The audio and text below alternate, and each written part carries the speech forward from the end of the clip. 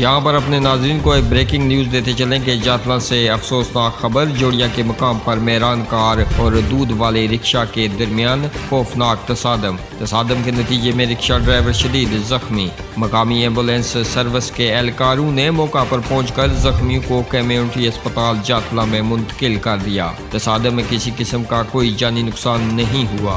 मेहरान पर सवार शख्स का तल्लक सांग खड़ी शरीफ से, जबकि रिक्शा ड्राइवर का तल्लक हज़ारा पंजाब से है। हदूद पुलिस चौकी जातला में होने वाले इस हादसे का मुकदमा दर्ज करके पुलिस ने तफ्तीश का आगाज कर दिया है। नाजरीन, आप भी अपनी राय का इजहार इस खबर के हवाले से नीचे कमेंट बॉक्स में जरूर कीजिएगा और ऐसी खबरों से बाखबर रहने के लिए हमारे इस चैनल को सब्सक्राइब कीजिएगा। अपनी मेजबान शकील अहमद को दीजिएगा इजाजत। अगली वीडियो तक के लिए अल्लाह हाफिज।